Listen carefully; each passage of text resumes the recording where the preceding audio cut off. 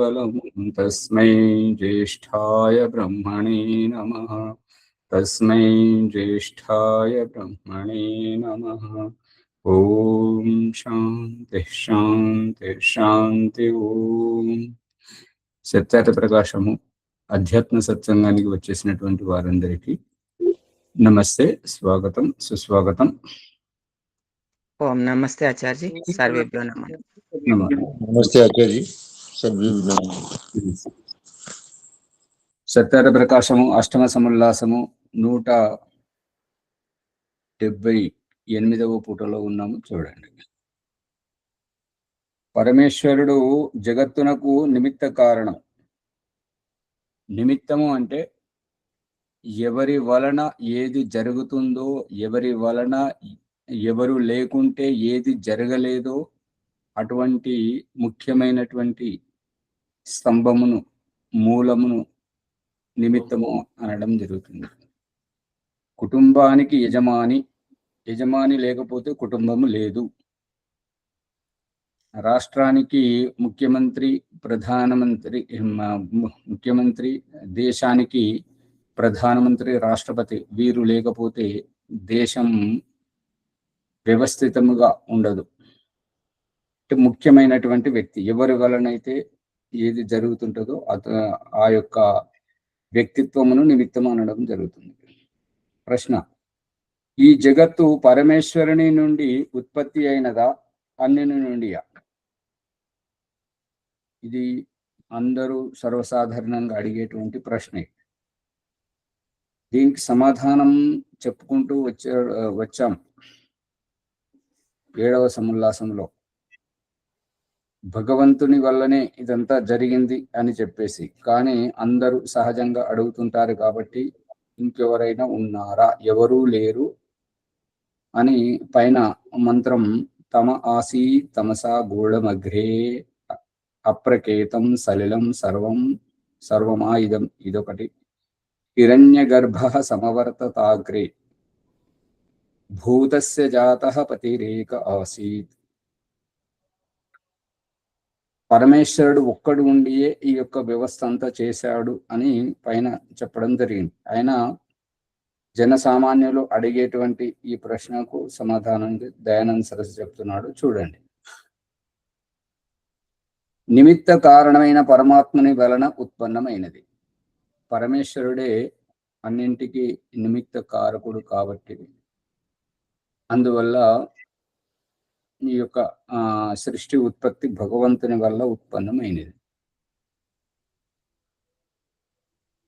ఆచార్జీ నమస్తే. హిరణ్య గర్భం అంటే ఉత్పత్తి అవుతుందని అర్థం ఆచార్జీ? ఏమంటారు? హిరణ్య గర్భము అంటే ఉత్పత్తి అవుతుందని సృష్టి ఆచార్జీ? ఈ శబ్దము అర్థం కాలేదు, మళ్ళీ చెప్పండి. హిరణ్య గర్భము అంటే సృష్టి ఉత్పత్తి అంటున్నాను ఆచార్జీ. హిరణ్య గర్భము అంటే సృష్టి ఉత్పత్తి కాదమ్మగా.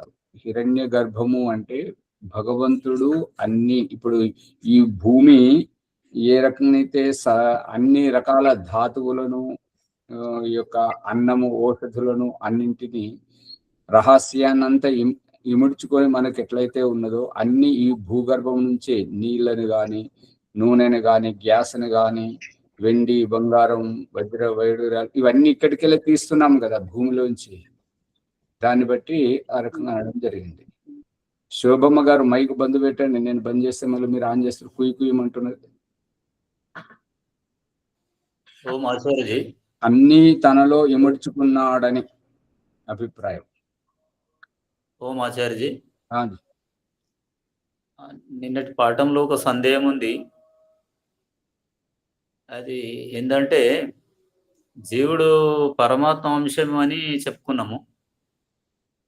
అంతకుముందేమో జీవుడు వేరు, దేవుడు వేరు అనేది మరి గుర్తుంది నాకు. ఇట్లా ఏది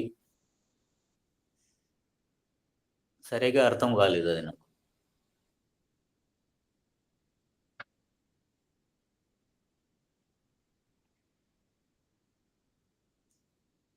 ఏ మంత్రంలో ఉంది? నిశ్చయానికి చెప్పారు కానీ మళ్ళీ ఇంకోసారి అంటే అర్థమవుతుంది. నేను మర్చిపోయాను చెప్పడానికి మరి. మళ్ళీ జీవాత్మ గురించి వేరుగా చెప్పారు. ముందు అలాగే చెప్పారు. అది సబువుగా ఉంది. ఇది సబువుగానే ఉంది ఆత్మ గురించి అండి. ఇంకొకసారి వింటే మళ్ళీ అర్థమవుతుంది. ప్రభాకర్ గారు ఎక్కడ ఉన్నది అది? అది ఏ ప్రకరణం బట్టి చెప్పడం జరిగింది? నిన్నటి రోజు వచ్చింది ఆచార్య. అదే నిన్నటి రోజే ఏ ప్రకరణంలో ఏ మంత్రాంశం దేని వ్యాఖ్యానం? జీవాత్మ పరమాత్మ గురించి వచ్చింది ఆచార్య. జీవాత్మలను పరమాత్ముడే సృష్టించిండు కాబట్టి. ఆగండి విషయము ఏ అంగ, ఇది మొట్టమొదటిదే. ఇయం విసృష్టిర్ యథా ఆబభూవ, ఇది మొదటి మంత్రం, దాని గురించి వస్తుంది. హే అంగ, అంగము అంటే అవయవము అనేటువంటి ప్రకరణంలో వచ్చింది.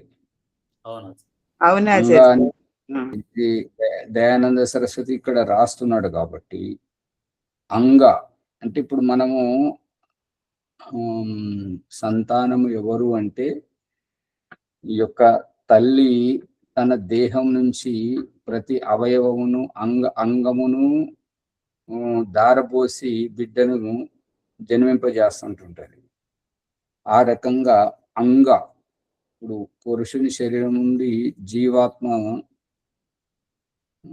పురుషుని వాడు కాదు, అంటే ఈ పురుష శరీరం వాడు కాదు, అన్నము ద్వారా వస్తున్నటువంటి వాడు.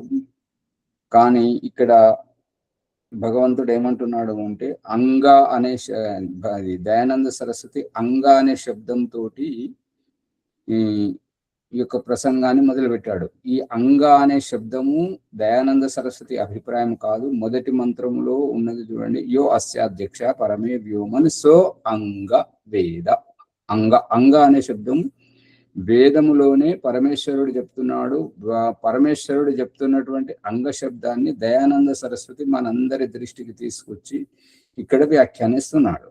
అంగము అంటే ఏంటంటే అంగములు కలవాడు, అంగి, అంగం, అంగం. అంగము అంటే ఏదైనా సమస్తములోంచి ఒక భాగము, ఒక విభాగము, ఒక అంశము. దీన్ని బట్టే కొంతమంది పేరు పెట్టుకుంటారు ఏంటంటే దైవాంశ, దైవం యొక్క అంశము దైవాంశము. ఇంకా లౌకికులు ఆ దైవం అంటే శివుడని భావించి శివాంశ అని పేరు పెట్టుకుంటారు. ఇక్కడ అంగ అని చెప్పడం జరిగింది ఏంటంటే ఈ జీవుడు ఇంకెవరో కాదు, భగవంతుని యొక్క బిడ్డ, భగవంతుడి యొక్క శరీరం నుండి వచ్చినటువంటి వాడు అని చెప్పడానికే చెప్పినటువంటిది ఈ అంగ శబ్దం.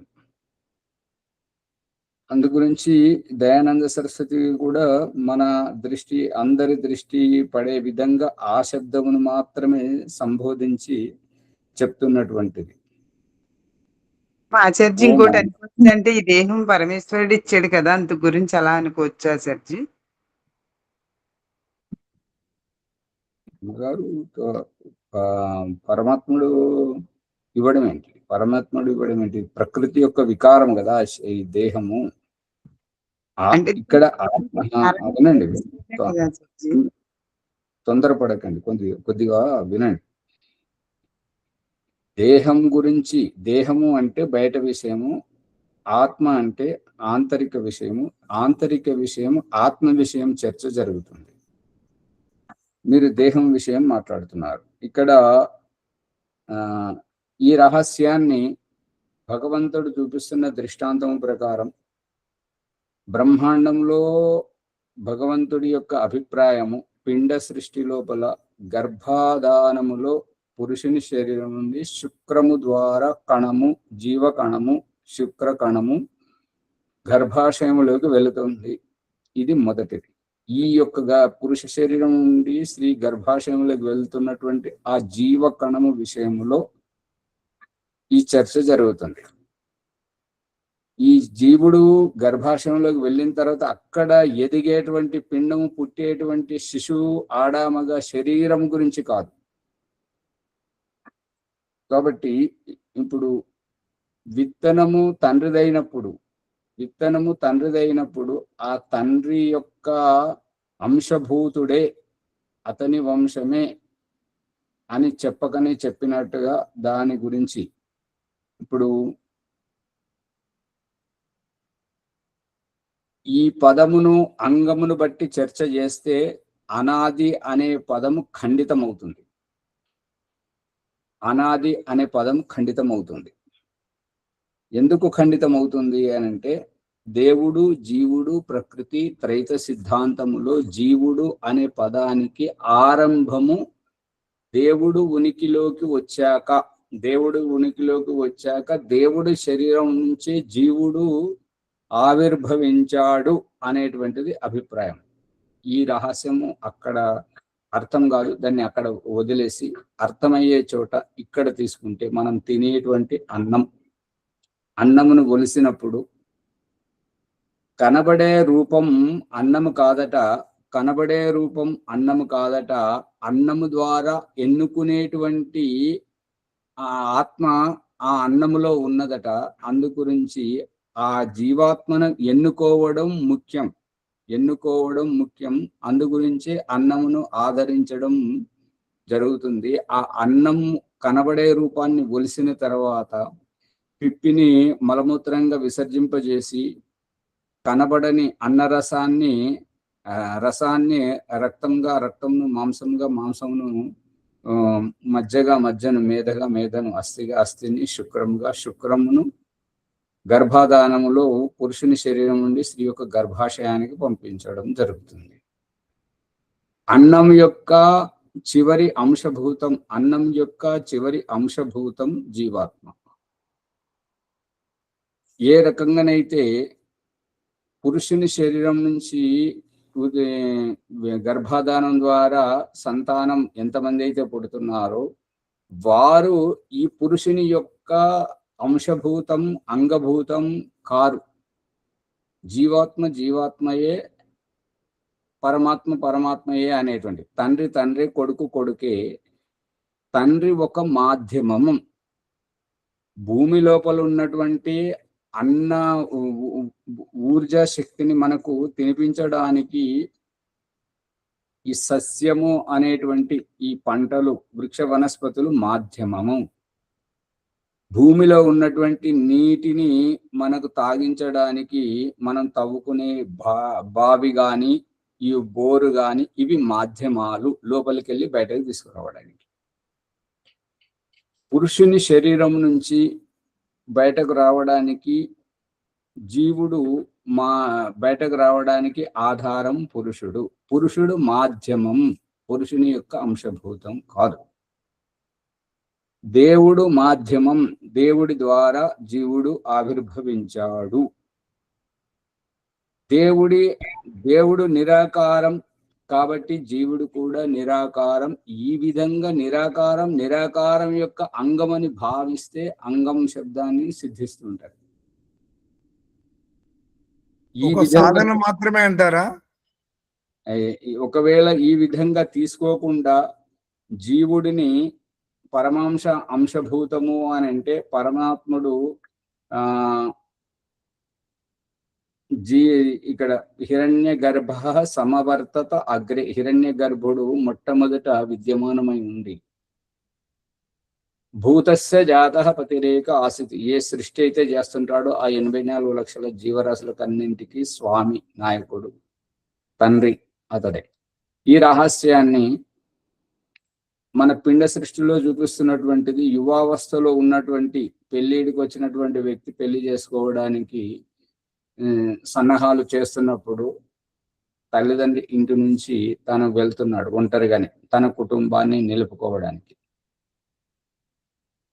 తల్లిదండ్రి ఇంటి నుంచి అమ్మాయి ఇంటికి వెళ్ళి అక్కడ అమ్మాయితో వివాహం ఆడి ఆ అమ్మాయి వారిద్దరు కలిసి ఉత్తర వీధిలో గర్భధానం చేసుకుని తన సంతానాన్ని చేసుకొని వస్తుంటాడు. ఈ కుటుంబానికి మూల వ్యక్తి బ్రహ్మాండంలో పరమాత్మ ఎట్లను ఈ కుటుంబంలో మూల వ్యక్తి ఆ రకంగా చూపిస్తున్నప్పుడు ఈ మూల వ్యక్తి నుంచే ఈ వంశం ప్రారంభం అవుతున్నప్పుడు ఈ మూల వ్యక్తి నుంచే వంశం ప్రారంభం అవుతున్నప్పుడు వంశానికి ఎవరినైతే ఏ సంతానాన్ని అయితే వంశం ఆరంభం అవుతుంది అని అనడం జరుగుతుందో వారికి ఆరంభం ఉన్నది కదా. మరి దేవుడు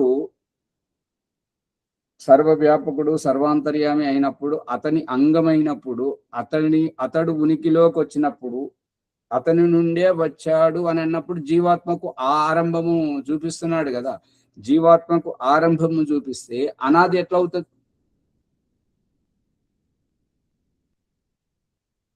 వెలుగుతుందా? అవును. కాబట్టి పరంపర అనేటటువంటిదే సరైనది. మళ్ళీ పరంపర అనాది కావడానికి వీల్లేదు. అనాది కాలము అది ఖండితం అవుతుంటది. అవును, అనాది కాబట్టి అది ఖండితం అవుతుంది. అదే గుర్తించడం కోసం అని చెప్పేసి అర్థం చేసుకోవటం కోసమని ఎవరు గుర్తిస్తారు? ఇప్పుడు మనం నేర్చుకోవటం కోసమని ఆచార్యజీ తెలుసుకోవాలి కదా. శ్రీనివాస్ గారు మిమ్మల్ని ప్రశ్న వేసారు ఆచార్య. ఇప్పుడు వచ్చింది ఆ ప్రశ్న ఆచార్య. శ్రీనివాస్ గారు అమ్మగారు మీకు మాట్లాడతారా? మీ మాట ఎవరు వినాల్సిన అవసరం లేదా? కొంచెం ఓపిక పట్టండి, ఒక్కొక్కరు మాట్లాడండి. ఇప్పుడు మాట్లాడండి ఎవరైనా ఒకరు. ఇంతవరకు శ్రీనివాస్ గారు మిమ్మల్ని ప్రశ్న వేశారు కదా దేవుడి అంశ అని, అది ఇప్పుడు వచ్చింది ఆచార్య కరెక్ట్ గా. దేవుడు అయిపోయింది ఆచార్య. మరి అనవసరంగా సాగదీస్తారు ఎందుకు? చెప్పండి, మీరు చెప్పండి అమ్మగారు, మీరు చెప్పండి. వంశ పరంపరను గుర్తు చేయటం, తెలియచేయటం ఆచార్య. బ్రహ్మాండంలో పరమేశ్వరుడు సర్వవ్యాపకుడు ఎలాగో. అమ్మగారు మీరు ఏం మాట్లాడుతున్నారు? ప్రసంగం ఏం నడుస్తున్నారు? అదే ఆచార్య, అంటే ఆత్మ పరమాత్మ పెట్టండి. ఇది ఇక్కడ జరుగుతున్న ప్రసంగాన్ని మాట్లాడండి. అది దాన్ని ఇక్కడ ఏంటంటే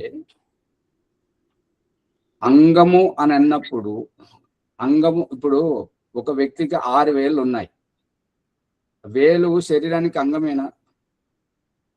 శరీరానికి అంగమైనప్పుడు ఆ వ్యక్తి లేకపోతే ఆ అంగం లేదు కదా. ఇది ఇక్కడ జరుగుతున్నటువంటి ప్రశ్న. కానీ ఆ అనాది అనే పదాన్ని విప్పితే దేవుడు, జీవుడు, ప్రకృతి, ఈ 3 అనాది తత్వములు స్వతంత్ర ఉనికి కలిగినటువంటివి. అమ్మగారు మైకి బంద్ చేయడం కుయ్యి అంటున్నది కదా. దేవుడు, జీవుడు, ప్రకృతి, ఈ 3 స్వతంత్రం. అదే నాటకీయ పరిణామం మన ఇంట్లో చూపిస్తున్నాడు. తండ్రి, కుటుంబము, ఇల్లు ప్రకృతి, తల్లి ప్రకృతి, తండ్రి పరమాత్మ, సంతానం జీవుడు. అర్థమవుతుందా లేదా? అంత కెమెరాలు బంద్ మాట్లాడి అంగము అంటే మరి తన శరీరం నుండి వచ్చింది అని అన్నాడు. తన నుండి వచ్చింది, అదే భగవంతుడి నుంచి వచ్చింది. భగవంతుడి నుండి వచ్చింది కాబట్టి జీవాత్మతత్వం, అందుకే అంగం అని చెప్పడం అంతవరకే. ఇప్పుడు అవును, ఈ ఉనికిని గుర్తు చేయటము, ఈ ఉనికిని తెలియచేయటం. అమ్మగారు మీరైనా చెప్పండి, నన్నే చెప్పండి. ఈ రహస్యాన్ని గుర్తుపట్టడానికే భగవంతుడు అడిగిపిస్తున్నాడు. ఎవరు మీరు? ఎవరు అనే ప్రశ్నకు సమాధానం అడిగిపిస్తున్నాడు. దాని వెనకేందంటే నీవెవరో నీ గురించి చెప్పుకోవాలంటే నన్ను చెప్పుకుంటేనే నా నుండి నువ్వు వచ్చావనే తెలుస్తుంది. తండ్రి గురించి చెప్తేనే సమాజం గుర్తిస్తుంది, కులం గురించి చెప్తేనే గుర్తిస్తుంది, గోత్రం గురించి చెప్తేనే గుర్తిస్తుంది, వంశం గురించి చెప్తేనే, ఊరు గురించి, దేశం గురించి చెప్తేనే సమాజం గుర్తిస్తుంది. అంతేనా? ఇంకేమైనా ఉందా? ఆధార్ కార్డు యొక్క అభిప్రాయం ఏంటి?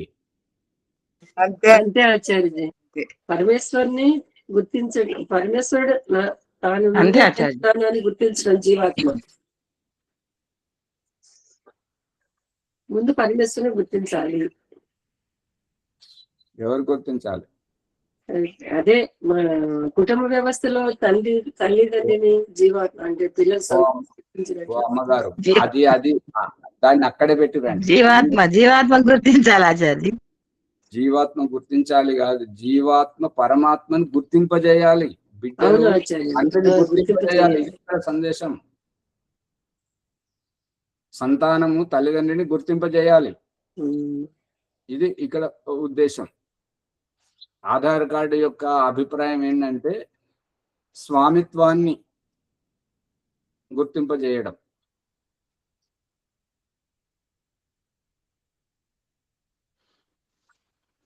ప్రభాకర్ గారు అర్థమవుతుందా? ఇక్కడ కేవలం ఏంటంటే అర్థమవుతుంది ఆచార్య. పరమాత్ముని యొక్క వంశం, అది పరమాత్ముని యొక్క అంశము. పరమాత్ముని యొక్క అంశము అంటే ఇప్పుడు మనం అనుకునే అంశం ఏంటంటే ఇది అవయవం, అంగం. ఇప్పుడు దయానంద సరస్వతి అక్కడ సంస్కార విధి మీ దగ్గర ఉన్నట్టయితే చూడండి. ఉత్తరవేదిలో గర్భాధానం చేసుకొని తెల్లారి పొద్దున్నే బయలుదేరి వస్తున్నప్పుడు మార్గమధ్యంలో ఆ యొక్క మనం ఎక్కి వస్తున్నటువంటి రథం యొక్క ఏదైనా అంగం ఇరిగిపోతే, సంస్కార విధి ఉంటే చూడండి, లేదంటే అర్థమైతే అర్థం చేసుకోండి, లేకపోతే పుస్తకం తీయండి, అక్కడ అంగం అనేది రాశాడు. ఇప్పుడు వాహనాన్ని సూచించి అంగం అనేటటువంటి అంగం అనే శబ్దం అక్కడ చెప్తున్నాడు. అదే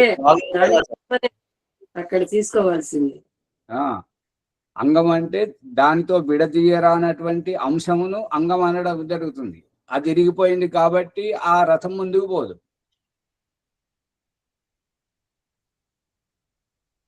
అందుకే ఓ గుడ్డోడా, ఓ కుంటోడా, ఇవి ఎక్కడికి వెళ్ళి వచ్చినాయి? ఓ చెవిటోడా అని అదే అంగమును బట్టి దాన్ని బట్టే ఎత్తి చూపి ఆ వెలితిని వెత్తి చూపే రెచ్చగొట్టేటువంటి భాష మాట్లాడడం అంటే ఏమన్నట్టు?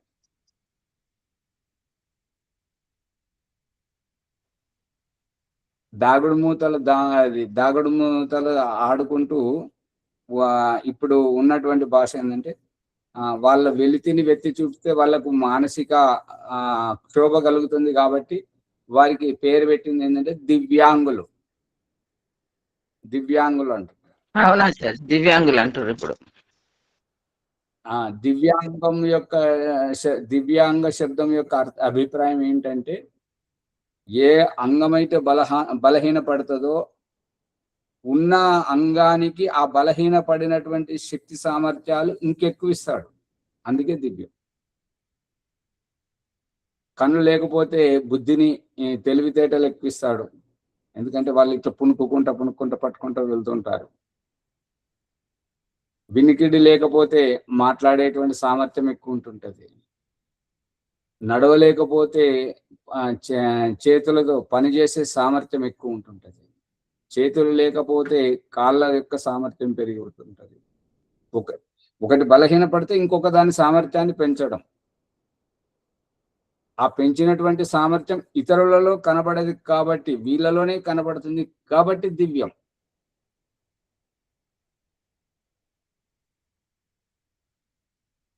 ఊరికే కూర్చుంటున్నారు, మాట్లాడు. ఇప్పుడు మళ్ళీ మనం మూలానికి వెళ్తే ఆచార్యది, వాళ్ళు గర్భధానం చేసుకుని బయలుదేరి వచ్చినప్పుడు అంగం ఇరిగిపోతే అక్కడ ఆగిపోతుంది. ఆగిపోయినప్పుడు వారిద్దరూ కూడా పరమేశ్వరుని ఆశ్రయించడం. ఒకటి తక్కువ ఉంటే ఇంకొక దాంట్లో ఎక్కువ ఇస్తున్నాడు పరమాత్మ. అది దివ్యాంగ శబ్దానికి అర్థం. దివ్యాంగులు అనడానికి దానికి అర్థం. ఇప్పుడు మన ప్రసంగం ఏంటి? మన ప్రసంగంలోనే ఇప్పుడు అటువంటి సమయంలో ఆశ్రయించాల్సింది పరమేశ్వరుని. లేదా సంస్కార విధి ఉందా ఆచార్యజీ? మరి ఉంటే తీయండి, తీసి చదువు. మీరు చెప్పేదంతా ఉంది దానిలో. కాకపోతే ఉంటే చదవండి మణి గారు. ఉత్తరవేది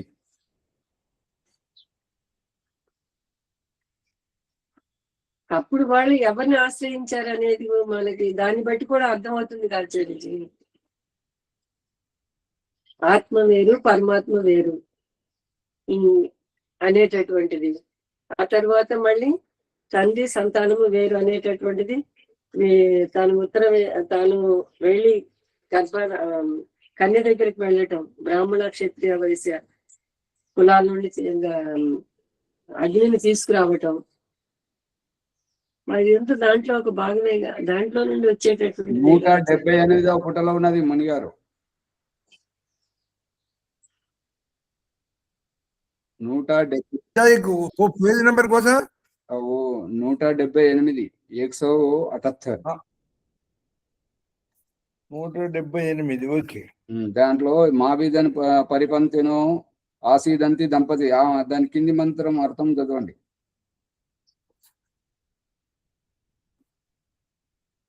ఇక్కడ భాగం అని పెట్టండి, అంగం అని పెట్టాల. ఈ మంత్రమును ఉచ్చరించదగును. ఇక వధువరులు కూర్చుండి పోవు రథం యొక్క ఏదో ఒక భాగం భాగం అని పెట్టాడు. భాగం విరిగిపోయినను లేదా అకస్మాత్తుగా ఏదైనా మన ప్రసంగం కలిగినను ఏదో ఒక భాగము అనేది మన ప్రకరణం. మరి అంత చదువుకోవడం అవును, అది ప్రకృతి కాబట్టి భాగం అనేటటువంటిదే సరైనది. భాగం కాదు, అంగం ఉంటది.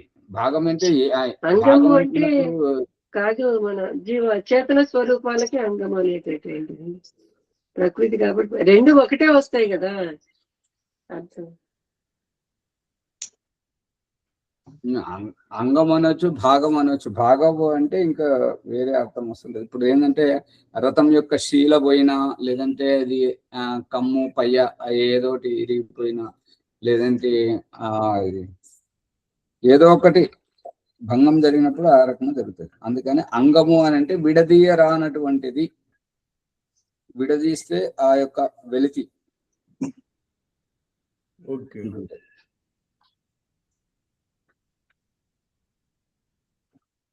విడదీయడానికి అవకాశం లేదు కదా ఆచార్య. ఓ అమ్మగారు, బస్సుది ఆ బోల్ట్ పోయింది, లేదంటే మనం మనోరంజనమైన కథ చెప్పుకుంటాం కదా, ఒక పిసినారి వాడు చాలా ప్రయత్నం చేసి చేసి చేసి అన్ని అవస్థలు పడి ఒక కారు కొన్నాడు. కొన్నాడు. డ్రైవర్ని పెట్టి నడిపిస్తుంటే ఊపుతా ఉంటుంటాడు అన్నట్టుగా. ఒక చోట ఆగి, అరే ఆగు కారా పండు, ఏమైంది అని అంటే, అది దాన్ని అంతా ఊపుతున్నావు ఎందుకు అని అంటే, అయ్యో గేర్ మారుస్తున్నాను. వారిని దుంపదేగా నా ముంగట్నే గేర్ మారుస్తున్నావు అంటే నేను లేనప్పుడు కారే మార్చేటట్టున్నావు అని అన్న. అది మనోరంజనంగా. ఇక్కడ ఏంటంటే ఆ గేరు బ్రేక్ దిగిపోయినా, క్లచ్ వేరు పోయినా, ఏదైనా బ్రేక్ ఫెయిల్ అయినా కూడా దాన్ని ఒక భాగము అంటారా, ఒక అంశము అంటారా, ఒక అంగం అంటారా, ఏమంటారు? బ్రేక్ ఫెయిల్ అయితే ఏమంటారు? ఒక భాగం అంటారు ఆచార్య. పార్ట్లని కూడా అంటారు ఆచార్య. 6వ ఏళ్ళని ఏమంటారు? 3వ చెయ్యిని ఏమంటారు? చిటికెన వేలు. చిటికెన వేలు అంటారా? అంగమే అంటారు. అధికాంగం అంటారా? అధిక భాగం. అధికాంగం అంటే ఉండవలసిన వాటికంటే ఎక్కువగా ఉంది అనేది. అదే అంగము అంటుంటారు. ఆ రకంగా వచ్చినటువంటిదే ఈ అంగ శబ్దం.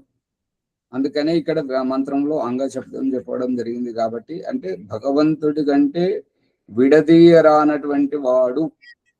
భగవంతుడు నిరాకారుడే, జీవుడు నిరాకారుడే, అతడు చైతనుడే, ఇతడు చేతనుడే. ఆ రకంగా అంగం. ప్రభాకర్ గారు అర్థమైందా? విడివిడిగా ఉన్న అజ్ఞాభావ సంబంధం అనేది ఆచార్యజీ. అయిపోయింది, దాన్ని ఉడగొట్టండి, సాగదీసి మొత్తం సమయం అంతా దాంట్లో.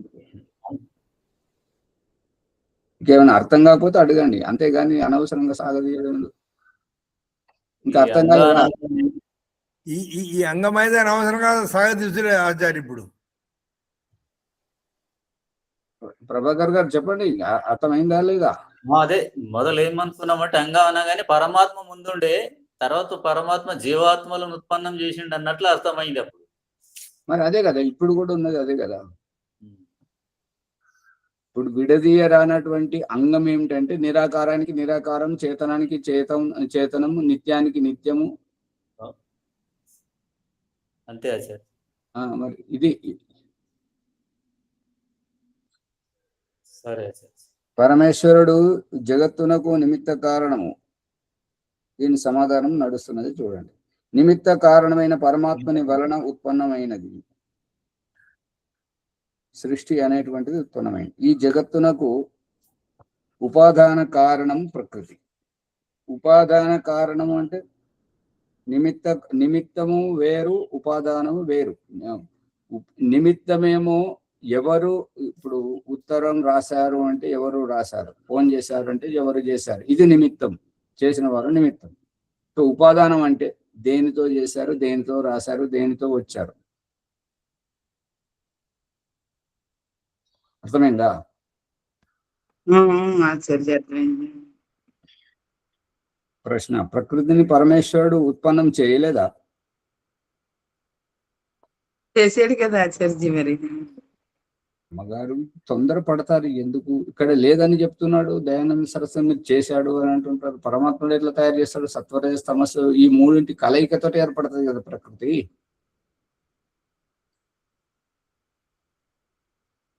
ప్రశ్న: అనాది, ఇక్కడ అనాది అనే శబ్దం పక్కన అని పెట్టుకోండి. అనాది అని దేని నందురు?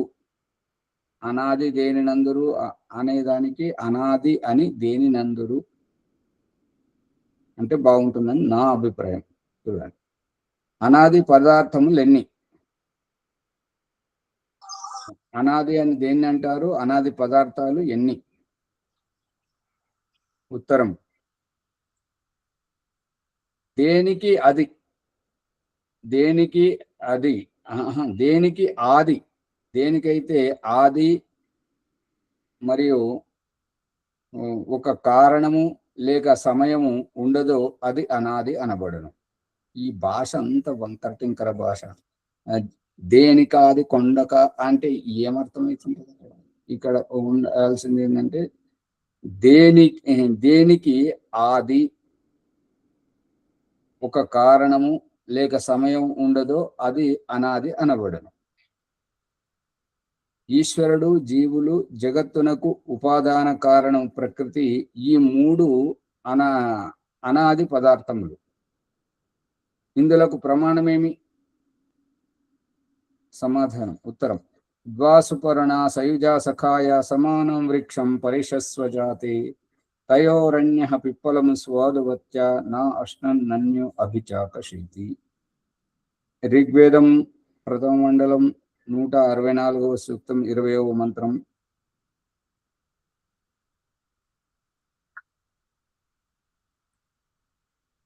దీంట్లో యజుర్వేదం 40వ అధ్యాయం 8వ మంత్రం. శాశ్వతీభ్య సమాభ్య. ఋగ్వేద మంత్రం యొక్క అర్థం: ద్వా అంటే పరమేశ్వరుడు, జీవులు అను. పరమేశ్వరుడు, జీవులు అను. 2 సుపర్ణ చేతనత పాలనాది గుణములలో.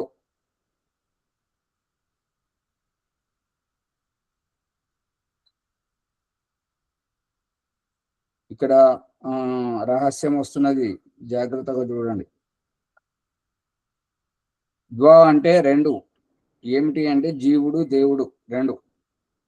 సుపర్ణ అంటే చైతన్యం కలిగినటువంటి, చేతనత కాదు, చేతనత కాదు, చేతనకు స్ఫూర్తి, కదిలించడానికి స్ఫూర్తి. రెక్కలు కదిలితేనే చైతన్యము అని మనం ఎట్లయితే భావిస్తుంటామో, సుపర్ణ అంటే పర్ణం అంటే రెక్కలు, చేతనత.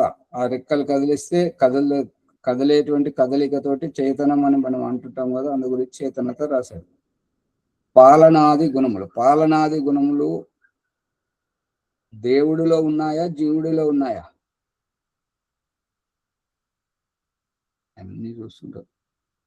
దేవుడు చేస్తున్న దేవుళ్ళో ఆచార్యులు. బ్రహ్మాండంలో దేవుడు చేస్తున్నదే, పిండములో జీవుడు చేస్తున్నాడు కదా.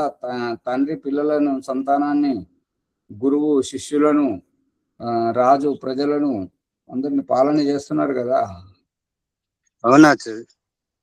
అది ఆ రహస్యం. ఈ గుణములలో దేవుడు జీవుడు సదృశులు అని చెప్తున్నాడు.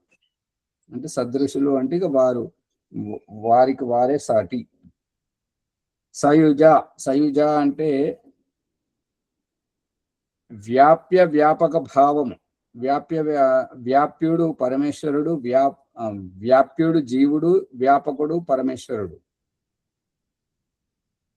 వ్యాపక భావముతో సంయుక్తులు. సఖాయ అంటే మిత్రతాయుక్తులు. అంటే మిత్రతాయుక్తులు అంటే స్నేహం కలిగినటువంటి వారు, స్నేహ భావంతో పరస్పర మిత్రతాయుక్తులు, సనాతనులు,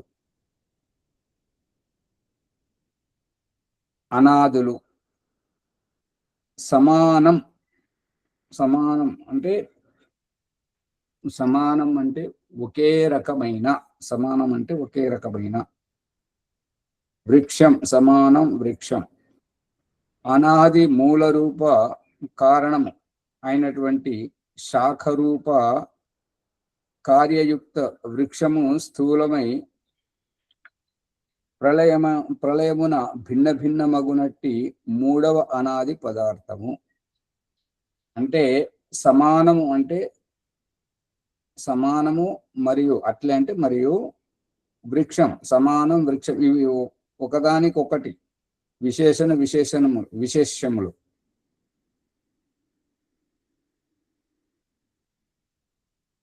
వృక్షం అనేటువంటిది విశేష్యం, సమానం అనేటువంటిది విశేషణం. ఇద్దరిని సమతుల్యత చూపెట్టేటువంటిది. అనాది మూల రూప కారణం. ఇద్దరిని ఇక్కడ చూడండి. ఇప్పుడు ఇద్దరిని ఇక్కడ సమానం అట్లే అని వృక్షాన్ని చెప్పి, సమానం వృక్షం రెండింటిని చెప్పిన తర్వాత అనాది మూల రూప కారణం అంటున్నాడు. మూల రూప కారణం ఎవరు? దేవుడు జీవుడి గురించి చర్చ వచ్చింది. ఆ ఇద్దరికి సమానమైనటువంటి అవకాశం ఇచ్చినటువంటి ప్రకృతి గురించి చర్చ జరుగుతుంది. కాబట్టి అనాది మూల రూప కారణం ప్రకృతి. శాఖ రూప కార్యయుక్త వృక్షం. ఆ వృక్షానికి కొమ్మలు ఉన్నాయి. ఒక కొమ్మ మీద ఆ పక్షి కూర్చున్నది, ఇంకో కొమ్మ మీద ఈ పక్షి కూర్చున్నది. కాబట్టి రెండు పక్షులకు ఒకే వృక్షము తన శాఖలను కూర్చోవడానికి ఆశ్రయం ఇచ్చింది. కాబట్టి సమానం అనడం జరిగింది. ఇక్కడ వృక్షమేమిటి, శాఖలేమిటి? ప్రకృతి, మూల ప్రకృతి, వృక్షం మూలం ఆచార్యది. శాఖలు ప్రకృతి అంటే ఈ యొక్క దేహము. ప్రకృతి అంటే దేహము. దేహం యొక్క స్వామి నేను అనేటువంటిది జీవాత్మ పక్షి.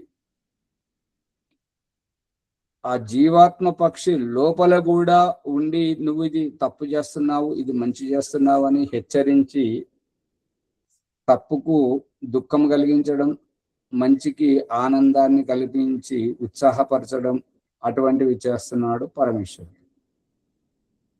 దేహము అనే వృక్షంలో నేను అనే స్వామి ఈ యొక్క దేహం యొక్క జీవాత్మ. ఇంకొకటి దేహములో జీవాత్మ లోపల ఉండి జీవాత్మని హెచ్చరించడం, మరియు ఈ దేహం యొక్క అణువణువున ఇమిడి ఉండడం. ఇది పరమాత్మమయం. పరమాత్మ సాక్షిభూతంగా ఉండి జీవుడు చేస్తున్నటువంటి తప్పొప్పులను హెచ్చరిస్తున్నాడు. గలుగుతుందా అమ్మగారు?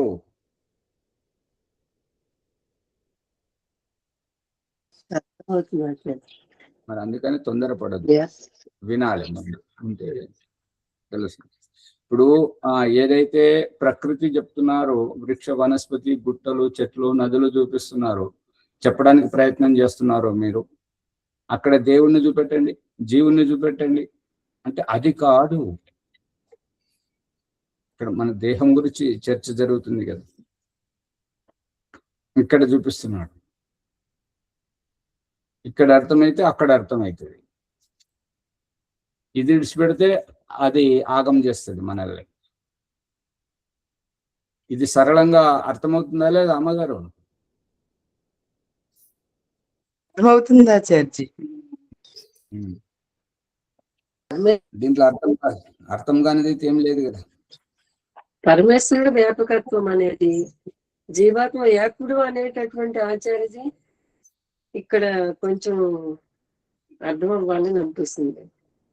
అంటే ఎక్కడైనా ఒక చోటే ఉండగలుగుతాడు అనేటటువంటిది జన్మ జీవనములో గాని లేకపోతే మోక్షంలో గాని అనేటటువంటి అందరూ తీసుకోవాలి కదా ఆచార్యజీ. ఇప్పుడు మీకు దీంట్లో అర్థం కానిది ఏమున్నది అమ్మగారు? అదే తీసుకోవాలి కదా అనేటటువంటి ఒకసారి గుర్తు తెలిస్తే ఇక దాని వ్యాపకం అనేటటువంటిది అర్థం మాకు కూడా అవుతుంది అని దానికి నేను అడుగుతున్నా ఆచార్య. అంటే అర్థం అవ్వలేదనేది కాదు, అంతే తీసుకుంటున్నాను కదా అని. ఇప్పుడు సగం నాస్తి. ఉండండి మునిగారు, ఉండండి. ఒక ప్రశ్న వేస్తే మళ్ళీ అది రేపటి కొనసాగుతుంది. ఇక్కడ వ్యాపకము అనేటువంటిది ఏంటంటే,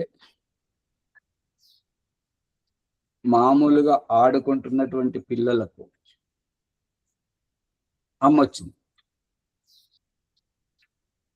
అమ్మ వచ్చిందని వార్త వినగానే ఏమవుతుంది అక్కడ?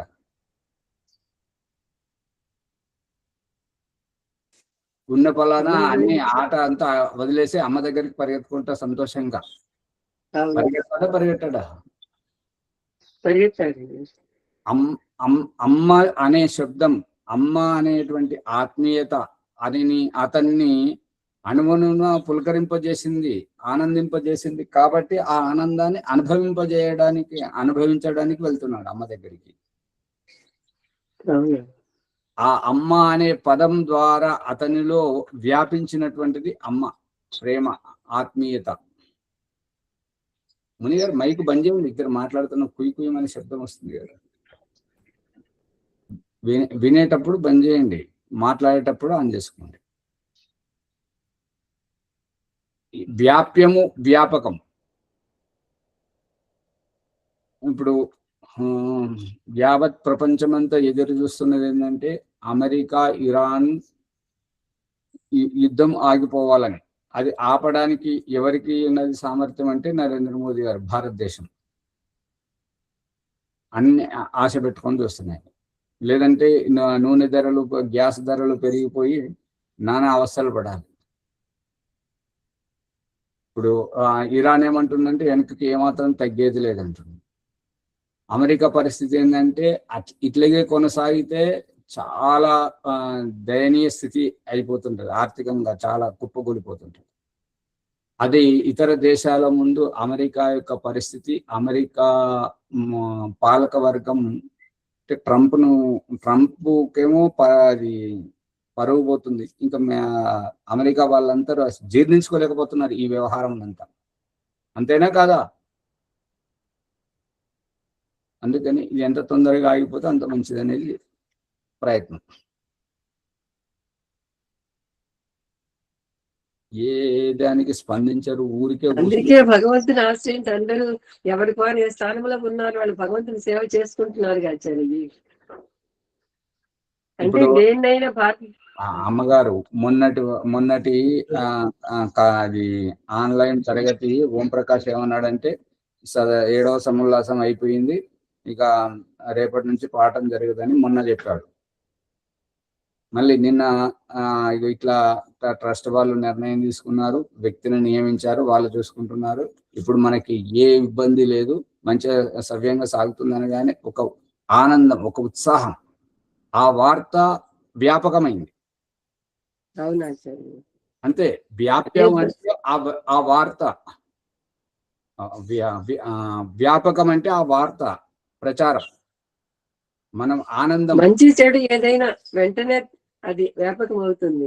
ఎక్కడికో పోతారేంటి అమ్మగారు, మీరు వ్యాపకం అండి. మన ప్రకరణంలో ఉండాలి కానీ ప్రకరణాంతరంగా పోతారు ఎందుకు?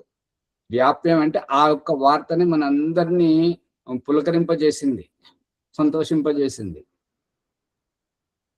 మనందరినీ మనం సంతోషపడడానికి కారణం ఆ యొక్క వార్త. వాళ్ళ ట్రస్ట్ వాళ్ళ యొక్క నిర్ణయం, వాళ్ళు నిర్ణయం తీసుకుని ఒక వ్యక్తిని నియమించడం.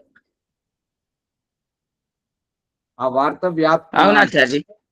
ఓం ఆచార్య నమస్తే. వ్యాప్తు అంటేనేమో ఆ విషయము వ్యాపకం చేసి అందరినీ సంతోష పెట్టింది, అంతే కదా ఆచార్య? వ్యాప్తు వ్యాపకం మనందరికీ తెలియవచ్చు, మనందరికి తెలిసి మనల్ని సంతోష పెట్టినటువంటిది వ్యాపకం. వ్యాపకం. మనం వ్యాప్తులం. ఇంకా కూడా అర్థమైంది. మరి అర్థమైతే ముని గారు ముందుకు తీసుకెళ్ళండి. అంత ఊరికి పెట్టి కూర్చుంది.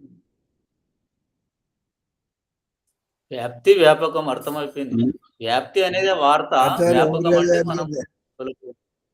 ధన్యవాదములు. సృష్టి రహస్యంలో ఉన్నాము.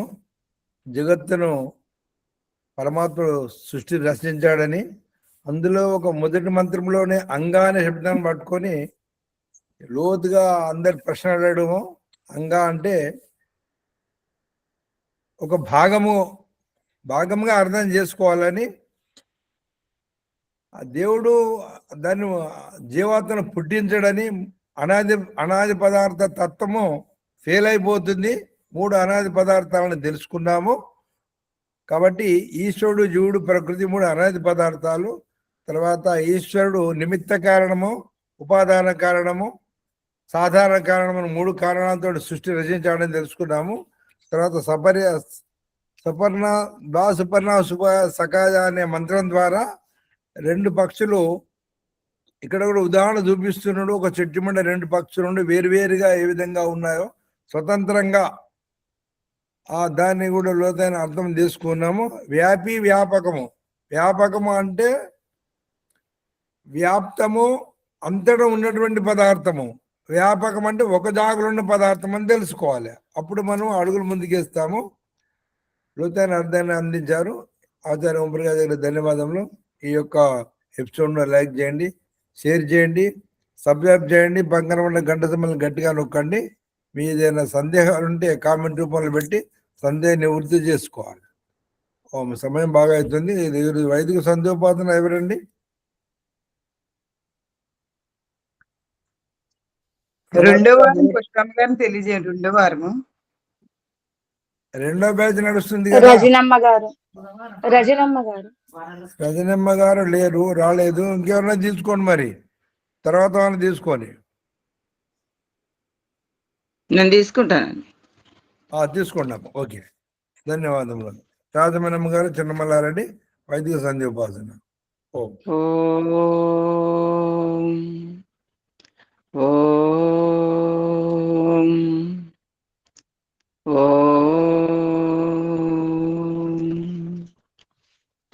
సంధ్య యోగ బ్రహ్మ సాక్షాత్కారం. ఓం అమృతోపస్త్రణమసి స్వాహ. ఓం అమృతాపిదానమసి స్వాహ. ఓం సత్యం యశః శ్రీర్మై శ్రీ శ్రేతాం స్వాహ. ఇంద్రియ స్పర్శ మంత్రములు.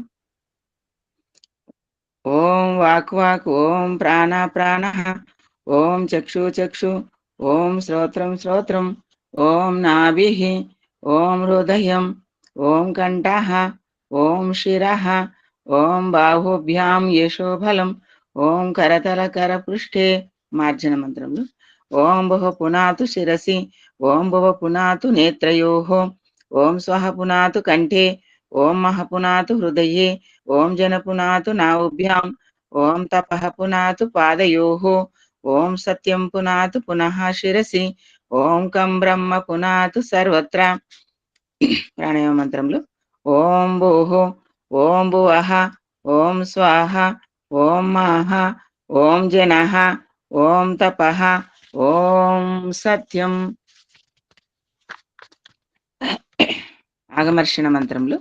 ఓం ఋతంచ సత్యంచ విద్ధాత్ తపసోధ్వజాయత, తతో రాత్రజాయత, తత సముద్రో అర్ణవ, సముద్రోదర్ణవాదతి, సంవత్సరో అజాయత, అహోరాత్రాని విదదద్విశ్వస్య విశతో వశి ఓం సూర్యా చంద్రమసౌ దాతా యథా పూర్వమకల్పయతు ద్రివించ పృథివించంతరిక్షమతో స్వాహ.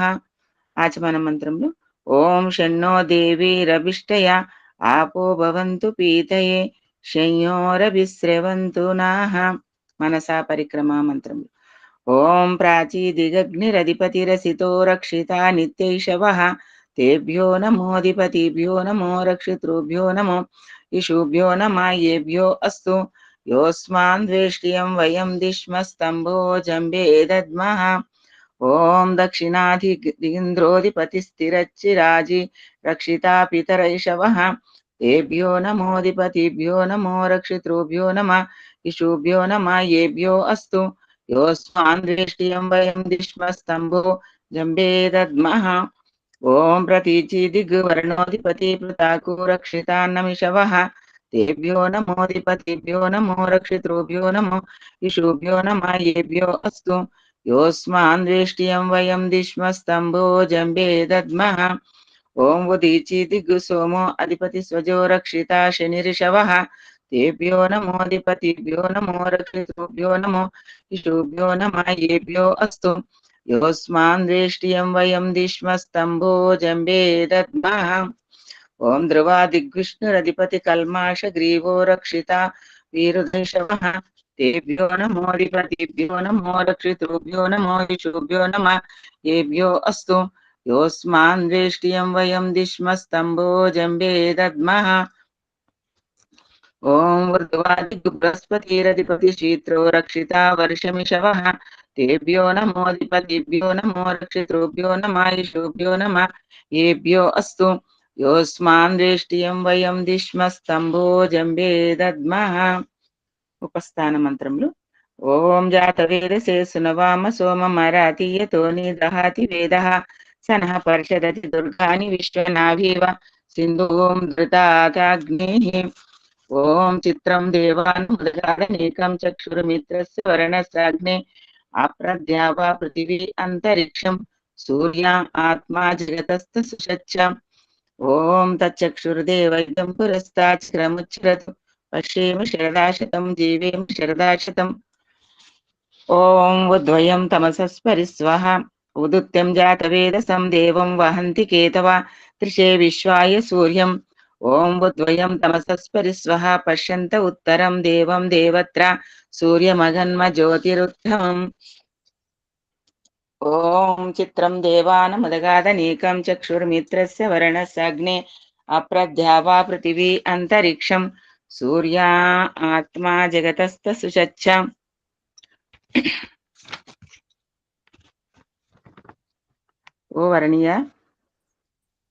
ఓ వరణీయ ప్రకాశ అగ్నిస్వరూప ఈశ్వర ఇంద్రియాకర్షముతో కనులకు విందుగా చిత్ర విచిత్రమైన సకలాండ పిండ బ్రహ్మాండం యొక్క దుశ్శస్తమును భూమి మరియు అంతరిక్షాన్ని సూర్యుడు ఆత్మ మాదిరిగా జగత్తు అంతటిని స్థిరముగా ఉంచుతున్నాడు కాబట్టి సుస్థిరమై ఉన్నది. ఓం వృత్యం జాతవేదసం. ఇదైపోయింది. ఓం తక్షుర్దేవైద్యం పురస్తాచిక్రముచ్చరతు పశ్యేమ శరదాశతం జీవేమ శరదాశతం శృణుయామ శరదాశతం ప్రభ్రవామ శరదాశతం అధినామస్యామ శరదాశతం భూయచ్చ శరదాశతాత్. ఆచమన మంత్రం ఓం షణ్ణో దేవీరభిష్టయా ఆపో భవంతు పీతయే శయ్యోరభిస్రవంతు నాహ. ఓం భూర్భువస్వః తత్సవితుర్వరేణ్యం భర్గో దేవస్య ధీమహి ధియో యో నః ప్రచోదయాత్. ఏ ఈశ్వరాదయానిధి భగవత్కృపాయ అన్యేనా జపోపాసనాది ధర్మార్థ కామ మోక్షానాం సత్య సిద్ధిర్భవే నమః. ఓ పరమేశ్వర, నీవు గొప్ప దయగలవాడవు. నీ కృపా కటాక్షముచే మేము చేసేటువంటి శుభకర్మలచే ధర్మార్థ కామ మోక్షాలను మాకు వెంటనే సిద్ధింపజేయము తండ్రి. ఓం నమః శంభవాయ చ మయోభవాయ చ నమః శంకరాయ చ మయస్కరాయ చ నమః శివాయ చ శివతరాయ చ. ఓం షణ్ణో దేవీరభిష్టయా ఆపో భవంతు పీతయే శయ్యోరభిస్రవంతు నాః. ఓం శాంతి శాంతి శాంతి. ఓం నమస్తే ఆచార్య. సర్వేభ్యో నమః. శాంతి మంత్రి గారు ఆచార్య. ఓం దివి శాంతిరంతరిక్షం శాంతి, పృథివీ శాంతి, ఆపా శాంతి, ఓషధే శాంతి, వనస్పతి శాంతి, విశ్వే దేవా శాంతి, బ్రహ్మ శాంతి, సర్వం శాంతి. శాంతిరేవ శాంతి సామా శాంతిరేది. ఓం శాంతి శాంతి శాంతి. శ్రీ బ్రహ్మ. అందరి నమస్కారం. ఓం నమస్తే.